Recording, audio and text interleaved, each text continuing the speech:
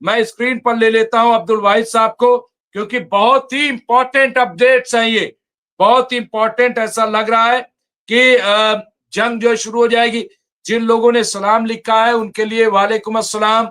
बहुत सारे हमारे साथ साथी जुड़ गए, मैं सबका नाम नहीं ले सकता, प्रोग्राम को आगे बढ़ाऊंगा। अब्दुल वाहिद साहब जो कि सीनियर पॉलिटिकल एनालिस्ट है, इसके साथ साथ वो कॉलम निगार हैं, मिडिल ईस्ट पे बड़ी गहरी नजर रखते हैं। मैं उनका इस्तकबाल करता हूं, खैर मकदम करता हूं। और सबसे पहला सवाल ये है कि अब्दुल वाहिद साहब, क्या वजह है अमेरिका ने एडवाइजरी जारी की है कि जो वहां से निकलना चाहते हैं आज ही इजराइल से निकल जाएं।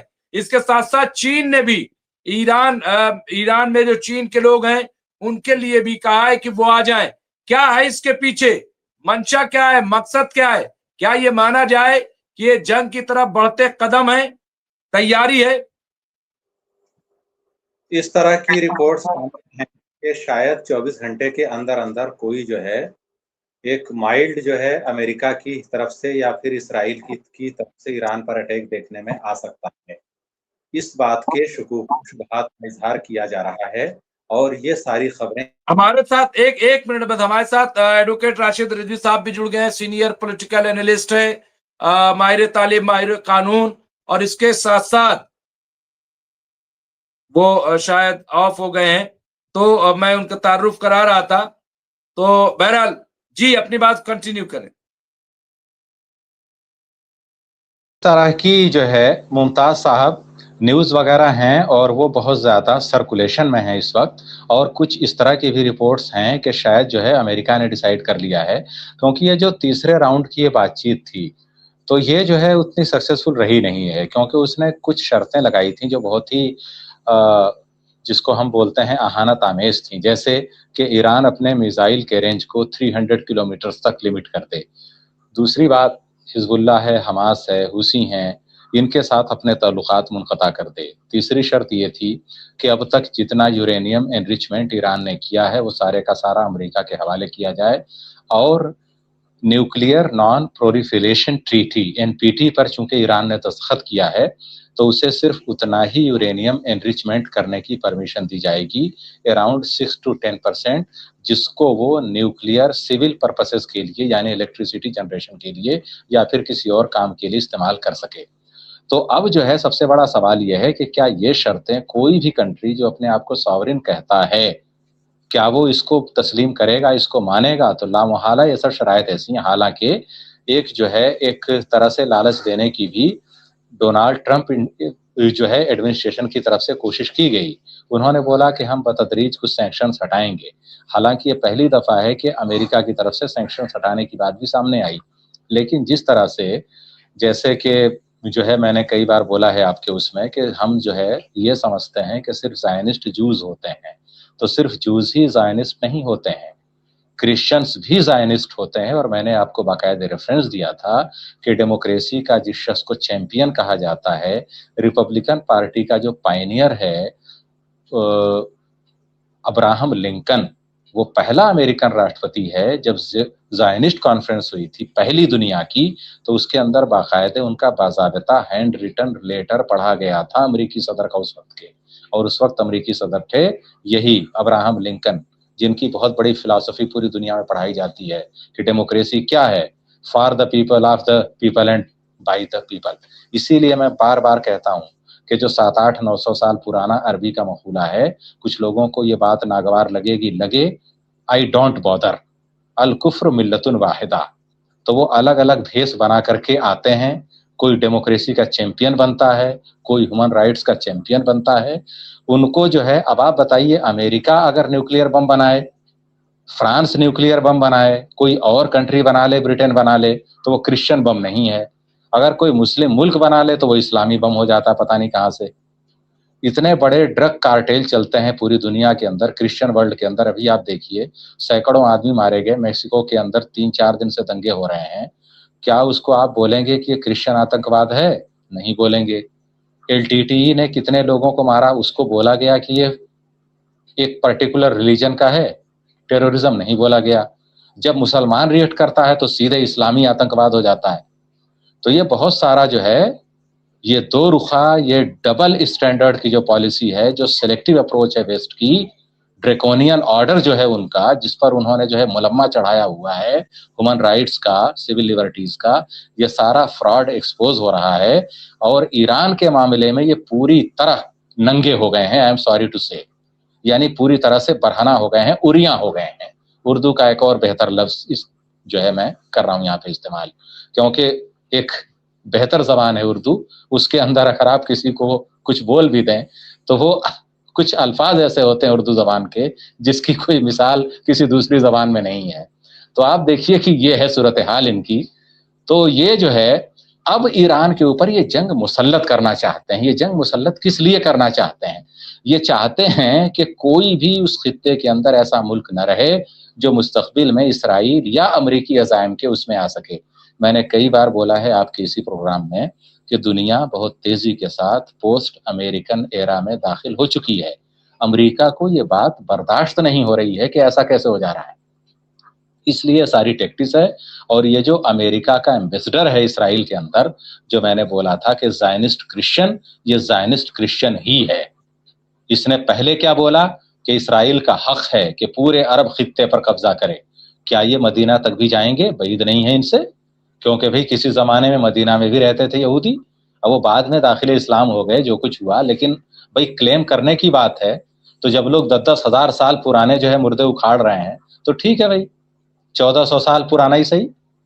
तो जो आदमी बबागे दोहल इस तरह के, जिसके, और वो कोई आम आदमी नहीं है, he is not a layman और any ordinary person, he is a diplomat, American ambassador है इसराइल के अंदर।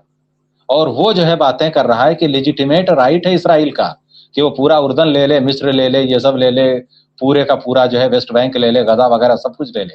यहाँ तो यहूदी थे और उनका एक छत्र राज होना चाहिए। नौटंकी है क्या? दुनिया में लोग देखेंगे ऐसे ही इनको। तो आई एम सॉरी टू से, इस तरह की चीजें जो अमेरिका की तरफ से आ रही हैं, अमेरिका को आईना दिखाया जा रहा है। और मुझे लगता है कि अगर कोई वार होती है तो रशिया और चाइना, इन दोनों की कोशिश होगी कि ये वार एस्केलेट करे या एक लॉन्ग रन में जाए। और अगर लॉन्ग रन में जाती है तो वो पूरे के पूरे अमेरिकन इकोनॉमी को बैंकरप्ट करने की कोशिश करेंगे। और ईरान को इस तरह से मदद मुहैया की जाएगी कि इस तरह की जंग हो कि वो 4-5 साल तक खींचे और अमेरिका को फंसा दिया जाए और उसकी मईशत को बर्बाद कर दिया जाए। जी,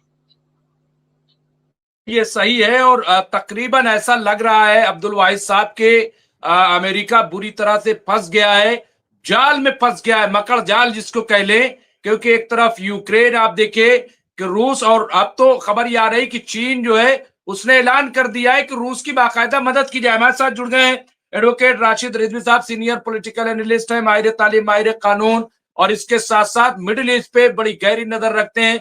मैं उनका इस्तकबाल करता हूं, खैर मकदम करता हूं। राशिद रिजवी साहब, जिस तरह की खबर आ रही है कि एडवाइजरी जारी की है अमेरिका ने कि इजराइल से जो सिफारतकार के अहले खाना है, जो लोग वहां इजराइल छोड़ना चाहते हैं, आज ही वहां से निकल जाए। और इसी तरीके से चीन ने ईरान में अपने लोगों के लिए एडवाइजरी जारी की है। हिंदुस्तान तो पहले ही जारी करे, लेकिन आज की लेटेस्ट खबर है। इसका क्या मतलब है? बातचीत के दौरान ये एडवाइजरी निकलने के बाद क्या ये माना जाए कि जंग शुरू होगी, जंग होगी? पहले तो ये मुमताज भाई, आज की डेट में अगर आप देखें तो दोनों ही देश डायरेक्ट जंग की तरफ जाने की कोई भी निशानी नहीं दे रहे हैं। वाइस प्रेसिडेंट जेडी वेंस का कहना था कि अमेरिका कोई बड़ी जंग में नहीं जाना चाहता, ये जेडी वेंस का कहना है। अब्बास अराची का कहना यह है कि टेबल पे दोनों ऑप्शन है, आप चाहो तो बात कर लो, आप चाहो तो जंग कर लो, हम हमला नहीं करेंगे लेकिन जवाब माकूल देंगे। लेकिन एक मुल्क है इजराइल, जो बार बार कोशिश कर रहा है कि दोनों मुल्कों के बीच में जंग कराई जाए और अपना कोई जाती मफाद उसका है वो निकाला जाए। जबकि अमेरिका को उसके जितने भी आर्मी स्पेशल हैं उन्होंने मना किया हुआ है कि अगर हम ईरान के साथ किसी बड़ी जंग में जाते हैं तो हमको बहुत नुकसान उठाना पड़ जाएगा, बहुत ही कैजुअलिटीज हमको झेलनी पड़ेगी, जो शायद अमेरिका की आवाम बर्दाश्त ना कर पाए। तो लेकिन फिर भी दबाव रेगुलर बनाया जा रहा है। आज भी 4 उनके वो प्लेन आए हैं जो रिफ्यूलिंग करते हैं, वो लैंड किए हैं इजराइल में अमेरिका से रिफ्यूलिंग के लिए। एक ही दबाव बनाया जा रहा है। दूसरा एयरक्राफ्ट कैरियर में पहुंच गया है, वो भी दबाव बनाने के लिए। ईरान कहता है कि मैंने कभी भी कोई न्यूक्लियर बम न बनाया है और न मेरे पास बनाने का कोई इरादा है, न हम कभी बनाएंगे। अमेरिका उसको, डोनाल्ड ट्रम्प उसको जब स्टेट ऑफ यूनियन में अपनी स्पीच दे रहे थे तो उन्होंने ये चीज को एक मजाकिया में लिया था कि ईरान जो है वो अमेरिका को, मतलब हमको, वो हमसे झूठ बोल रहा है। अब आप ये बताइए कि एक मसौदे पर सिग्नेचर करने को भी तैयार है, ओरली बोल रहा है, राइटिंग में देने को तैयार है, और एक उसका एक सबूत देखिए कि जून 2025 से लेकर के फरवरी आ गया है। 7 महीने में, और 7 महीने में यही कहा जा रहा था कि 2 हफ्ते में बना सकता है, 4 हफ्ते में बना सकता है, 15 दिन में बना सकता है। ये सारी रिपोर्ट अमेरिका से निकल के आ रही थी, लेकिन उसने नहीं बनाया। ये अपने आप में सबूत है, बनाना होता तो बना लेता। दूसरा, अगर उसको न्यूक्लियर वेपन रखना है तो उस न्यूक्लियर वेपन को रखने के लिए उसको तो वो रशिया से भी ले सकता है, भैया हमको दे दो, 2 बम दे दो, 4 बम दे दो हमको, या हम तुम्हारे कंट्री में मिल करके वहां पर बनाते हैं अपने लिए न्यूक्लियर बम। तो उस करने को तो बहुत सारे ऑप्शन थे ईरान के पास, बट ईरान ने जब कह दिया कि ना हमने बनाया है और ना हमको बनाना है, क्योंकि हमारे मजहब में ये हराम है, ये गुनाह है, हम ये गुनाह नहीं कर सकते। तो यहाँ पर जब आपका अमेरिका का ये कहना है कि आप न्यूक्लियर बम नहीं बनाएंगे, ईरान का ये कहना है कि हमको बनाना ही नहीं है, बनाना होता तो पहले बना लेते, हमने आज तक बनाया ही नहीं, तो यहाँ पर बात खत्म हो जानी चाहिए। अब ईरान का, अमेरिका का ईरान के ऊपर ये प्रेशर डालना कि जो तुम्हारे पास इन्वेस्ट यूरेनियम है उसको तुम ईरान से बाहर ले जाओ और अपना बिल्कुल सब बंद करो, सारे प्लांट। तो ईरान का यहाँ पर कहना है कि जो हमारे यहाँ डेवलपमेंट के प्रोसेस है उसका बहुत बड़ा सपोर्टिंग पार्ट है। हम इलेक्ट्रिसिटी हमको सस्ती मिल रही है, हम उसके लिए कर रहे हैं। हमारे पास खारे पानी के बहुत बड़े वो है, जराए हैं समंदर में, और हमारे यहाँ पानी की कमी पड़ती है। तो हम अपना वाटर फिल्टर सिस्टम भी जो चलाएंगे, बड़े बड़े प्लांट वो इसी से हम चलाएंगे। तो हम इसलिए इसको खत्म नहीं कर सकते, इसको हम रोक नहीं सकते, इसको हम बंद नहीं कर सकते। यहाँ पर बात है। अब अमेरिका क्यों चाहता है कि ईरान का न्यूक्लियर प्लांट बिल्कुल जीरो हो जाए? वो इसलिए चाहता है कि इजराइल का जब भी मूड हो, जब भी मन हो, वो हमला कर दे, और उसके जवाब में कभी भी ईरान तैयार न रहे इस तरह के हमला करने के लिए। इनका एक डर है। देखिए, यहूदी डरते बहुत है। आप अगर यहूदियों का इतिहास पढ़ेंगे तो इनके अंदर डर बहुत है। जब इनके अंदर ये है कि ये जब कमजोर रहेंगे तो आपका पैर पकड़ के बैठे रहेंगे, और जहां ये मजबूत हुए तो आपके उसी पैर को जो पकड़ के बैठे हुए हैं उसी को घसीटने लगेंगे। ये इनकी फितरत है। तो ये नहीं चाहते हैं कि कहीं से भी 1% कोई मजबूत हो।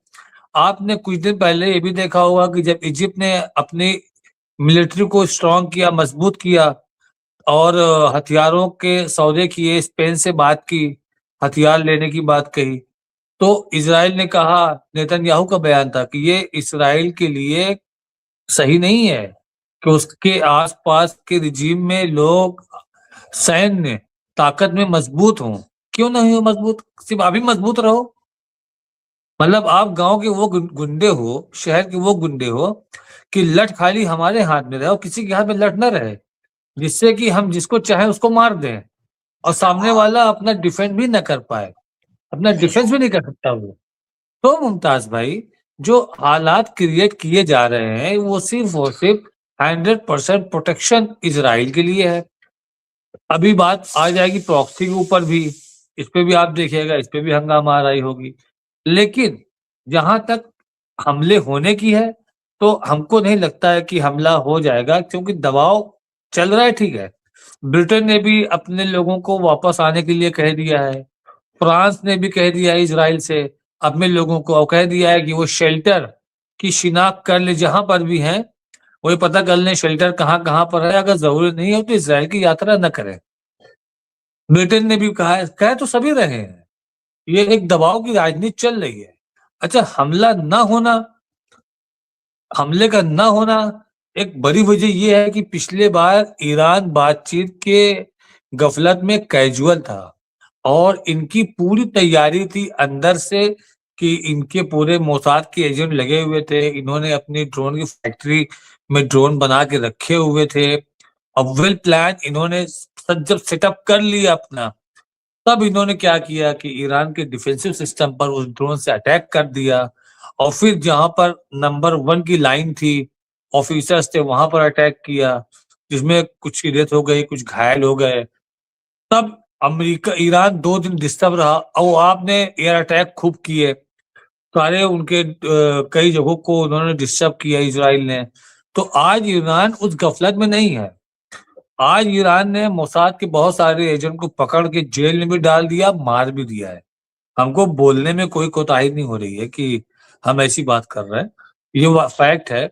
आपने फांसी से मारा हो, फांसी दे के मारा हो उनको, या रास्ते में वो रोड पे जब वो हंगामा आराई कर रहे थे तब आपने क्रॉस फायरिंग में उनको मारा हो, बट उन्होंने ईरान के अंदर मोसाद की कमर तोड़ दिया, CIA की कमर तोड़ दिया उन्होंने। आज उनके पास वो इंटेलिजेंस नहीं है जिससे वो आगे की कोई प्लानिंग अमेरिका या इजराइल कर सकें। वो इंटेलिजेंस नहीं है इनके पास। तो अमेरिका इसलिए हमला नहीं कर रहा है कि ईरान अलर्ट मोड में है और जैसे ही हम हमला करेंगे वो फौरन उसने कहा ना कि मेरा हाथ ट्रिगर पे है, हम हमला तो नहीं करेंगे, लेकिन अगर आप हमला करेंगे तो हम उसका बहुत ही जोरदार जवाब देंगे। आपके जितने भी बेसेस हैं वहां पर हम अटैक करेंगे, इजराइल पर हम फुल फ्लैश अटैक करेंगे, स्ट्रेट ऑफ हुर्मुज को हम बंद कर देंगे। स्ट्रेट ऑफ हुर्मुज का बंद होना भी आप ये समझिए कि अमेरिका की इकोनॉमी को एक बहुत बड़ा झटका रहेगा कि मिडिल ईस्ट से जो भी क्रूड ऑयल की सप्लाई चल रही है वो स्ट्रेट ऑफ हुर्मुज से चल रही है। और मिडिल ईस्ट में पार्टनर कौन है? ओमान में अमेरिकी कंपनियां काम कर रही हैं, सऊदी अरब में अमेरिकन कंपनी काम कर रही है, आपका बहरीन में अमेरिकन कंपनी काम कर रही है, कतर में अमेरिकन कंपनी काम कर रही है, ये कुवैत है। ये सारे लोग जब ब्लॉक हो जाएंगे तो इनका भी नुकसान होगा, अमेरिका को जो इनकी डॉलर में इनकम हो रही है वो भी इनकी ब्लॉक हो जाएगी। तो हर तरफ से डोनाल्ड ट्रंप को समझाया जा रहा है कि जो अर्थशास्त्री वहां के वो बोल रहे हैं कि हमको हमारी GDP में कम से कम 15 से 20% का लॉस हो जाएगा अगर स्ट्रेट ऑफ हुर्मुज जो है 6 महीने के लिए भी बंद हो गया। और इनके जो चीफ हैं वो समझा रहे हैं कि हम लंबी जंग में नहीं जा सकते, हमारे जवान थके हुए हैं। ये आपका एयरक्राफ्ट जो वेनेजुएला से आया है, ये सारे वही लोग हैं, वो थक चुके हैं, इनको रेस्ट भी चाहिए। और ये अगर लंबी लड़ाई हुई तो इनके अंदर लड़ने की ताकत नहीं बची है। इसलिए किसी भी तरीके से डिप्लोमेसी से करके आप मैटर को खत्म करिए। अमेरिका वो भी रास्ता लेके चल रहा है कि कोई एक ऐसा रास्ता निकले कि बीच में कोई मध्यस्थता करे इस तरह की कि हमारा अपर हैंड भी रहे, बात भी खत्म हो जाए और दुनिया के सामने हम अपने आप को विजेता बना के पेश कर दें। और ईरान भी ये चाहता है कि लड़ाई न हो और विजेता भी हम रहें, अमेरिका को विजेता नहीं बनने देंगे। तो मुमताज भाई, लड़ाई एकदम सर पे दिख तो रही है लेकिन होने की आशंका कहीं से नजर नहीं आ रही है।